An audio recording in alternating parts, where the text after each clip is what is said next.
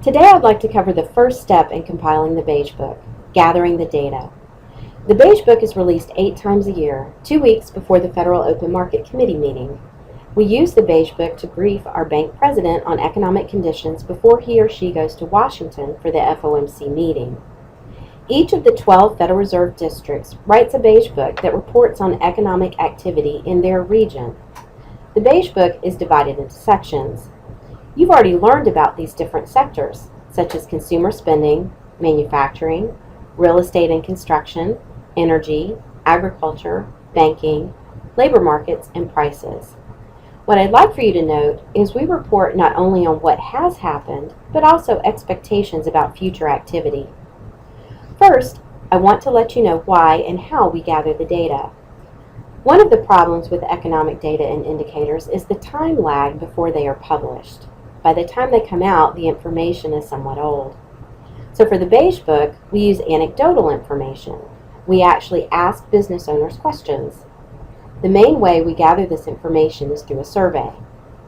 When we set up the survey, we want a good representation of businesses in our district, both by industry and geography.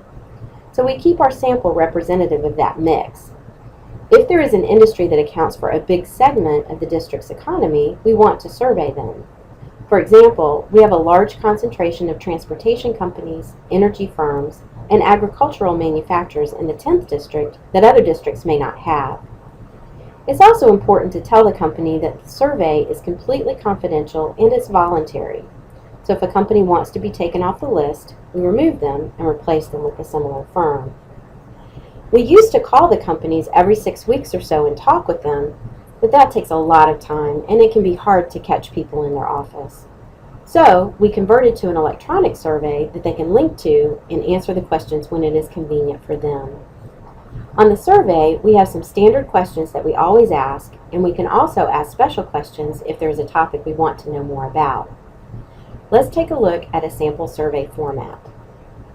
When we ask companies questions, we don't ask for specific sales numbers.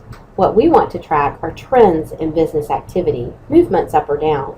Is business improving or getting worse? We ask them to tell us this information for 3 different time frames. Let's say we want to know about their volume of sales. The first thing we ask is what has happened with sales since the last survey period. Are they higher, lower, or about the same? Then, how do sales compare to the same time last year? This is particularly helpful in industries where sales can be seasonal.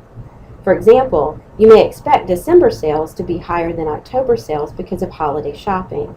But how does it compare to last year's holiday shopping? The last time frame we ask about is the future. What does the company expect sales to do in the next 3 months compared to now? This forward-looking information is especially valuable to us because it doesn't show up in public data sources and helps us anticipate trends that can shape our policies. I'll give you some examples of the types of questions we ask, but keep in mind that the questions are tailored to the sector. So the questions we ask an electronics store would be different from the questions we ask a chemical manufacturer or a real estate agent. To gauge consumer spending, there are many store categories: department stores, specialty stores, convenience stores, furniture and appliances stores. Consumer spending also includes auto dealers, hotels and restaurants, and tourist attractions, anywhere that you and I spend money. We're interested in sales volumes and store traffic or visitor counts. What about discounting?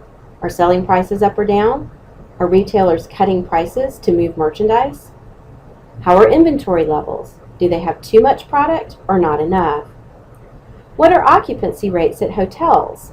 Are they full or do they have a lot of empty rooms? For restaurants, we ask not only about overall sales, but also average check amounts. If the average check amount is down, but overall sales are up, that means more people are eating out, but they are ordering lower priced meals. Some industries also have questions where they can type in answers. For example, we could ask a car dealer what types of cars are selling well and what types are selling poorly. If you read through the Beige Book, you should be able to figure out the questions we ask. We don't just ask about business activity either. We also ask about employment and wages, and these are yes/no questions. Are the companies planning to hire in the next 3 months? Are they having difficulty finding qualified workers? This can be important for some sectors that need specialized labor, such as engineers, software developers, or truck drivers. Is the company reducing staff, or do they plan to reduce staff? Have they raised wages to attract or retain workers? Will they be raising wages in the next 3 months? The last part of the survey is a box where they can type in general comments. This gives them the chance to explain some of their answers, or just to give us comments on general business conditions, staffing levels, the economy, government regulations, whatever they want. So those are the basics for gathering the data. Good luck designing your own Beige Book survey.